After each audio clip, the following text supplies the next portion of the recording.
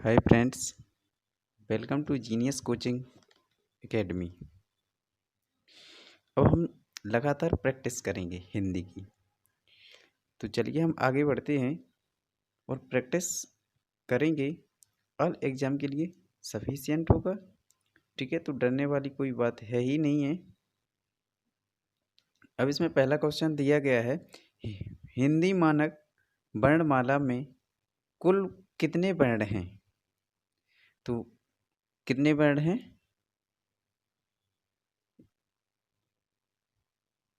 52। कितने वर्ण हैं? 52। ठीक है, अब हम आगे बढ़ते हैं। नेक्स्ट क्वेश्चन, थोड़ा सा जूम कर लेता हूँ, अब सही रहेगा। स्वरों की कितनी संख्या स्वरों की संख्या कितनी मानी गई है? स्वरों की संख्या कितनी मानी गई? तो आपको पता होना चाहिए स्वरों की संख्या कितनी मानी गई है? 11। कितनी मानी गई है? 11।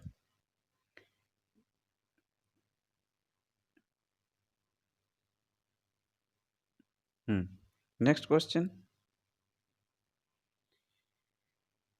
घ घ का उच्चारण स्थान क्या है? अब आपको यहाँ मैं बताने वाला हूँ। हाँ, एक बात और है, जैसे ये है कि स्वर, तो देखो यहाँ पेन चल नहीं रहा है, बड़ा ई,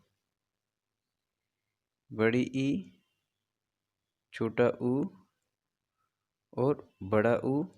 अब आगे मैं बताऊंगा। हाँ, ऋषि, ए, ए, ओ और ओ, ये होते हैं हमारे कितने स्वर? 11 स्वर। ठीक है, तो हमें ये याद रखना है, यहीं से क्वेश्चन हमेशा बनते हैं। अब आगे चलते हैं।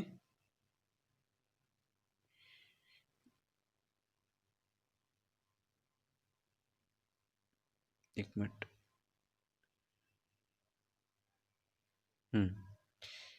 घ का उच्चारण स्थान क्या है? जो घ है ना, तो देखो यहाँ 2-3 लाइनें में याद करवाना चाहूँगा। वो कौन सी हैं?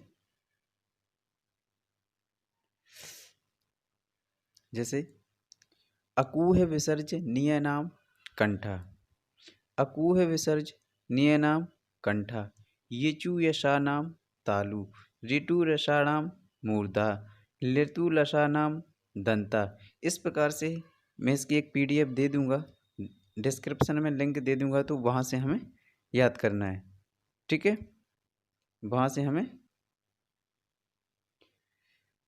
तो इसका क्या है? कंठ। क्या है? कंठ। तो हमारा आंसर क्या हो जाएगा? सेकंड वाला। ठीक, अब हम आगे चलते हैं। आगे क्या है? हिंदी वर्णमाला में स्पर्श व्यंजनों की संख्या कितनी है? हिंदी वर्णमाला में स्पर्श व्यंजनों की संख्या कितनी है? तो जो स्पर्श व्यंजन है वो हमारे कहाँ से लेकर कहाँ तक हैं? एक मिनट। क से माँ तक। ठीक है, जो क से माँ तक हैं तो वो स्पर्श व्यंजन है। जैसे का वर्ग, च वर्ग, टा वर्ग, और भी हैं ता वर्ग और पा वर्ग। तो एक वर्ग में 5 वर्ण हैं। कितने वर्ण हैं? 5 वर्ण हैं। तो पूरे कितने वर्ण हैं? एक वर्ग में 5, तो ऊपर से नीचे 5 और 5, तो कितना? 5 और 5 कितना होगा? 25। तो हमारा आंसर कितना होगा? 25। ठीक है, हम आगे चलते हैं। का वर्ण, वर्ण नहीं है, वर्ण है। का वर्ण उच्चारण की दृष्टि से क्या मतलब? का उच्चारण कहाँ? तो अकूह विसर्जनीय नाम कंठा। तो हमारा आंसर क्या हो जाएगा? कंठ। क्या हो जाएगा? कंठ। तो इसकी मैं पीडीएफ दे दूंगा डिस्क्रिप्शन में, तो आप वहाँ से देख लेना।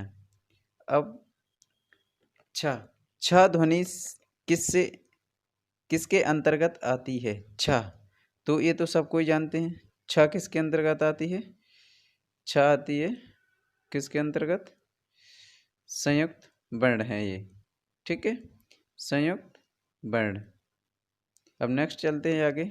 वो क्या है? ट का उच्चारण स्थान क्या है?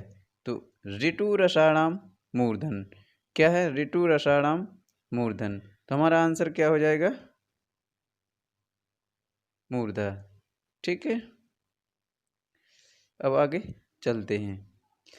हिंदी वर्णमाला में व्यंजनों की संख्या, तो व्यंजनों की संख्या कितनी होगी? 33। कितनी होगी? 33। 33, राइट। अब आगे चलते हैं। जिन शब्दों के अंत में अ आता है उन्हें क्या कहते हैं? जिन शब्दों के अंत में अ आता है उन्हें क्या कहते हैं? तो उन्हें कहते हैं अकारांत। अकारांत। ठीक, अब इसके आगे संयुक्त व्यंजनों की संख्या बताएं। संयुक्त व्यंजन कितने हैं? संयुक्त व्यंजन कितने हैं? 4। छ, त्र, ज्ञ और धा भी मान लेते हैं। वैसे बेसिक तो हैं 3, फिर एक छ, त्र, ज्ञ और इसे कभी कभी धा भी मान लेते हैं। ठीक है, हम आगे चलते हैं। क्वेश्चन है, अंतस्थ मतलब या अलावा व्यंजनों को क्या कहते हैं? तो क्या कहते हैं? अंतस्थ व्यंजन। देखो, य, र, ल, व, ये हैं अंतस्थ। क्या है? अंतस्थ। ठीक है, अब इसी के बाद आते हैं क्या? ऊष्म। जो ऊष्म होते हैं, ऊष्म होते हैं, वे होते हैं स, स, स और ह। ये हमें याद रखना है। ठीक है, अब आते हैं, अब अनुस्वार। इसी में एक और शब्द दिया गया है अनुस्वार।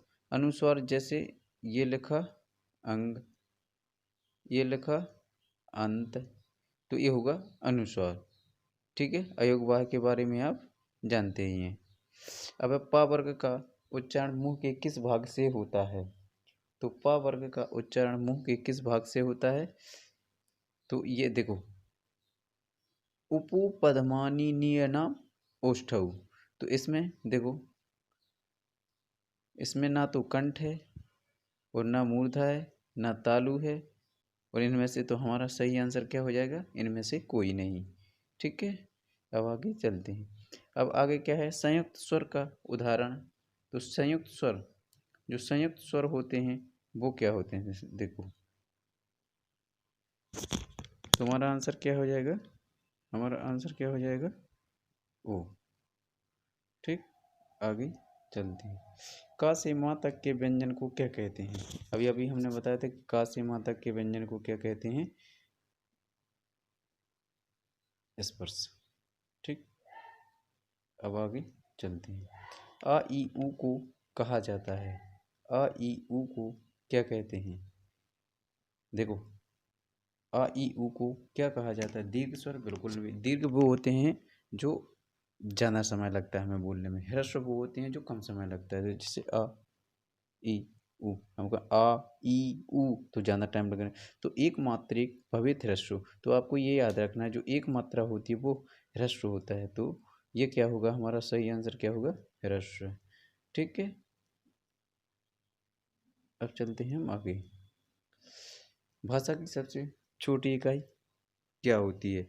जो भाषा की सबसे छोटी इकाई, इसको आपको कमेंट बॉक्स में आंसर बताना है। ठीक है, कि भाषा की सबसे छोटी इकाई क्या होती है, तो इसका आपको कमेंट बॉक्स में इसका आंसर बताना है। ठीक है, अब इसके आगे चलते हैं। अघोष वर्ण कौन सा है? अघोष वर्ण कौन सा है?